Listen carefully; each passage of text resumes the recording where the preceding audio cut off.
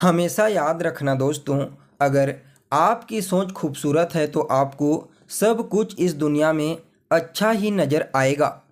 नमस्कार दोस्तों, मैं ज्योतिष आचार्य वासुदेव मिश्रा आपका अपने चैनल भविष्यवाणी पावर ऑफ द लॉर्ड में हार्दिक स्वागत करता हूं। दोस्तों, आज का यह ज्योतिष का कार्यक्रम आप लोगों के लिए यानी कि कन्या राशि वालों के लिए बहुत ही ज़्यादा महत्वपूर्ण कार्यक्रम साबित होने वाला है। जैसा कि आपने थंबनेल में स्पष्ट रूप से देख ही लिया होगा कि मंगल का तांडव देखेगी अब पूरी दुनिया। आपकी किस्मत होगी सातवें आसमान पर। भाग्य और सफलता की ऐसी सीढ़ी आज तक नहीं देखी होगी। जी हाँ दोस्तों, आपने बिल्कुल ठीक सुना। कुछ ऐसा ही अब आपको अपने जीवन में देखने को मिल सकता है। क्योंकि सेनापति मंगल महाराज का राशि परिवर्तन हो चुका है। जी हाँ, 28 दिसंबर 2023 की प्रातः 3:02 पर भूमिपुत्र मंगल अपनी वर्तमान वृश्चिक खुद की राशि को छोड़ करके अपने मित्र देवगुरु बृहस्पति की जो मूल त्रिकोण राशि है धनु राशि, उसमें प्रवेश कर चुके हैं, जहां पर आने वाले साल 2024 के 2 फरवरी महीने के 5 तारीख तक गोचर करेंगे। उसके पश्चात परिवर्तन करके अपनी उच्च राशि मकर राशि में प्रवेश कर जाएंगे। वैसे देखा जाए तो मंगल महाराज का एक राशि में जो गोचर होता है वह लगभग 45 दिनों तक का होता है अप्रोक्सीमेटली। लेकिन दोस्तों, जब मंगल के गोचर की चर्चा होती है तो सदैव इसकी चर्चा बृहद होती है। क्योंकि कर्म प्रधान विश्व रचि राखा। जो लोग पुरुषार्थी हैं, जो पुरुषार्थ में विश्वास करते हैं, कर्म में विश्वास करने वाले होते हैं, उनके लिए मंगल के गोचर को समझना अत्यंत ही ज़्यादा जरूरी हो जाता है। क्योंकि मंगल हिम्मत है, शक्ति है मंगल, पराक्रम हथियार, ऊर्जा है मंगल, वाद विवाद, क्रोध, अहंकार है मंगल। और अपने इन्हीं कारकत्वों के कारण हमारे जीवन के विभिन्न पहलुओं को नियंत्रित करते हैं। कुंडली में मंगल का बलवान होना जातक को बेहद ही ज़्यादा साहसी प्रवृत्ति का बना देता है। किसी से न दबने वाला, सदैव मेहनत और कर्म में विश्वास करने वाला। वहीं अगर मंगल कमज़ोर हो जाते हैं तो फिर कहना ही नहीं, पहले तो जातक दब्बू प्रवृत्ति का बन जाता है, ऊपर से कोई समस्या आती है तो तुरंत ही घबरा जाता है। इसलिए मैं कहता हूँ, इनका हर किसी की कुंडली में शुभ और बलवान होना आवश्यक है। और यह जो धनु राशि है दोस्तों, यह मंगल के लिए एक सुइटेबल राशि होती है। यहाँ पर बेहद ही ज़्यादा प्रभावशाली और शक्तिशाली होकर के आपको परिणाम देते हैं।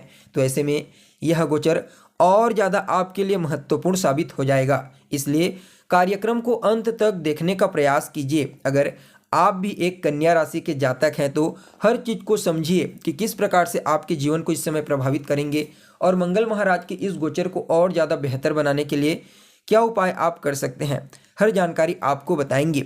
और दोस्तों, अगर आप अपनी जन्म कुंडली पर हमसे परामर्श लेना चाहते हैं तो वीडियो के अंदर और डिस्क्रिप्शन बॉक्स में आपको नंबर मिल जाएगा, जहां से आप संपर्क करके अपनी जन्म कुंडली का बिल्कुल विस्तार पूर्वक अध्ययन करवा सकते हैं। तो देखिए, मंगल उच्च अभिलाषी होकर के धनु राशि में गोचर कर रहे हैं, लेकिन पहले से ही इस राशि में सूर्य की मौजूदगी और सूर्य और इस राशि के ऊपर देवगुरु बृहस्पति की दृष्टि पड़ रही है, जिसके कारण यह भाव पहले से ही ऑलरेडी बेहद ही ज़्यादा मजबूत हुआ पड़ा है। और ऊपर से मंगल महाराज यहाँ पर आ चुके हैं तो फिर कहना ही नहीं।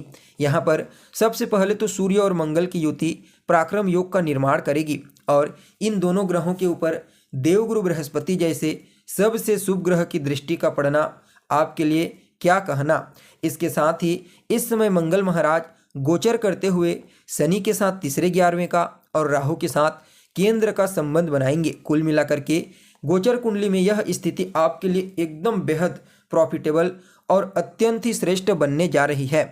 अब देखिए, आप लोगों के लिए यानी कि कन्या राशि वालों के लिए मंगल का यह जो गोचर है दोस्तों, यह आपकी राशि से आपकी कुंडली में चतुर्थ भाव में हुआ है। और जैसा कि यह बात आप अच्छे से जानते हैं, यह जो स्थान होता है चतुर्थ, यह आपके जीवन का बेहद ही महत्वपूर्ण भाव है।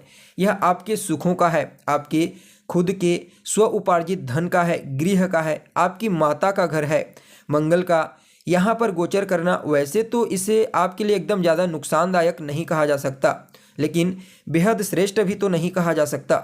सबसे पहले तो सूर्य के साथ युति बना करके यहाँ गोचर करेंगे तो थोड़ी समस्या बढ़ाएंगे। हालांकि इस गोचर काल में आपके कार्य क्षेत्र में इनकम में कोई विशेष असर नहीं पड़ेगा। इस समय आपकी आय में वृद्धि होगी। किसी भी प्रकार से अगर आपको मानसिक अशांति थी तो उससे छुटकारा मिलेगा, लेकिन थोड़ा बहुत बढ़ सकता है। माता के स्वास्थ्य को लेकर के चिंता बन सकती है। जीवन साथी की सेहत में भी थोड़ी बहुत गिरावट देखने को मिल सकती है, लेकिन ज़्यादा समस्या नहीं होगी। इस सप्ताह हमें राहु और मंगल की जो दृष्टि होगी वह बिल्कुल पूरी तरह से सम्मिलित दृष्टि होगी, जिसके चलते कहीं ना कहीं इस समय आपकी समस्या बढ़ने वाली है। वैसे तो कार्य क्षेत्र में कोई दिक्कत नहीं होगी, क्योंकि मंगल की 7वीं दृष्टि कार्य क्षेत्र पर पड़ेगी, जहां पर पहले से ही दिग्बली वहां पर मंगल का प्रभाव रहेगा। तो इससे जो जातक मशीनरी, ऑटोमोबाइल इत्यादि के फील्ड में कार्यरत हैं या फिर माइंस के फील्ड से जुड़े हुए हैं, तो मंगल महाराज का यह गोचर आपके लिए मील का पत्थर साबित होगा। इस समय हर प्रकार से आपको आगे बढ़ने के लिए, सफलता प्राप्त करने के लिए कुछ नए अवसरों की प्राप्ति होगी। पारिवारिक जीवन में थोड़ी बहुत गृह क्लेश हो सकती है। इसके अलावा भूमि भवन से संबंधित कोई भी कार्य करते हैं तो थोड़ा सावधानी पूर्वक हर कार्य को करने का प्रयास कीजिए। वैसे तो समस्या नहीं होगी ज़्यादा, लेकिन सावधानी पूर्वक करेंगे तो अच्छा है। प्रॉपर्टी का काम करते हैं, खरीदने बेचने का, तो यह भी आप इस समय करते हैं, इससे भी आप अच्छा खासा इनकम जनरेट कर सकते हैं। तो वहीं दोस्तों, अगर लंबे समय से कोई भी ऐसा कार्य है जो आपका डिले पड़ा हुआ है, तो इसकी भी प्रबल संभावना है कि वह कार्य अब आपका एक्टिव हो जाए। हालांकि इस समय थोड़ा बहुत आपके दाम्पत्य जीवन में समस्या होगी, माता की सेहत में थोड़ा बहुत समस्या होगी, माता के साथ मतभेद हो सकती है, मित्रों से धोखा मिल सकता है। लेकिन जितना भी नेगेटिविटी बताया जा रहा है और पॉजिटिविटी बताया जा रहा है, यह पूरी तरीके से आपकी कुंडली में ग्रहों की स्थितियां और वर्तमान दशा अंतर्दशा के ऊपर डिपेंड करती है। यह हमेशा याद रखिए। जैसे कि मंगल की हम चर्चा कर रहे हैं, अगर मंगल आपके लिए कारक हैं लग्न के माध्यम से, अब मुझे क्या लग्न है आपका मालूम नहीं है, अगर उस लग्न के लिए कारक हैं तो फिर यह जो समस्या है इसमें काफ़ी हद तक कमी आ जाएगी। सिर्फ 20 और 30% तक ही यह समस्या रह जाएगी, लेकिन कारक नहीं है, खराब है, तो थोड़ा सावधान आपको रहना पड़ेगा। तो इस समय दोस्तों माता के साथ थोड़ा बहुत मतभेद हो सकता है, जीवन साथी के साथ थोड़ी बहुत अनबन हो सकती है, मित्रों से धोखा, ऐसी चीज़ें आपको देखने को मिलेगी। यहाँ पर राहु की दृष्टि लाभ भाव पर, मंगल की दृष्टि लाभ भाव पर, तो यहाँ पर आपके लाभ में तो कोई समस्या नहीं होगी। आपको कार्य क्षेत्र में तो धन की प्राप्ति होगी ही होगी। साथ में देखा जाए तो इस समय आपका रुका हुआ धन आपको प्राप्त होगा, कोई भी दिक्कत नहीं होगी। गौर कीजिए, लेकिन अगर आपके मन में टेंशन है, चिंता है, तनाव है, घर में कलह क्लेश चल रहा है, जीवन साथी से मतभेद है, माता से मतभेद है, तो धन आपके पास रहेगा तो उससे क्या सुख आपको मिलेगा, इसका ध्यान रखिए और अपने रिश्तों को बेहतर बनाइए इस समय। वहीं नौकरी पेशा लोगों के लिए भी मैं इस गोचर को बहुत बढ़िया कह सकता हूँ। प्राइवेट सेक्टर, सरकारी सेक्टर, किसी भी फील्ड में आप कार्य कर रहे हैं तो निश्चित तौर पर यह गोचर उत्तम सिद्ध साबित होगा। वहीं जिन लोगों का पहले से कोई कानूनी कार्रवाई चल रही है, कोर्ट कचहरी के मामले में अभी तक आपको परेशानी का सामना करना पड़ रहा था, तो वहाँ पर भी आपको जीत मिलने की प्रबल संभावना है। यानी कि यहाँ पर कोर्ट कचहरी के मामले में तनिक भी आपको यह गोचर परेशान नहीं करेगा। जो छोटी छोटी परेशानी होगी जो आपको बता दिया गया है वही।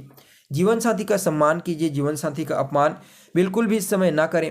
मंगल अपनी चौथी दृष्टि से आपके जीवन साथी की सेहत को थोड़ा प्रभावित कर सकते हैं, इसलिए इस समय उनकी सेहत का भी थोड़ा ध्यान रखिए। बाकी इस गोचर काल के दौरान आपको लाभ के नए रास्ते प्राप्त होंगे, आगे बढ़ने के नए रास्ते प्राप्त होंगे, आपके आत्मविश्वास में वृद्धि होगी, धन के लिए और मान सम्मान प्रसिद्धि के लिए यह गोचर आपके लिए मैं इसे ठीक ठाक ही कह सकता हूँ, अच्छा कह सकता हूँ। बस रिश्तों को थोड़ा सा आपको इस समय बेहतर बनाने का प्रयास करना चाहिए। रिश्तों में थोड़ी चुनौतियों का सामना आपको इस समय करना पड़ सकता है। बाकी इस गोचर का आप जितना ज़्यादा हो सके लाभ उठाइए, काफ़ी बेहतर रहने वाला है आपके लिए।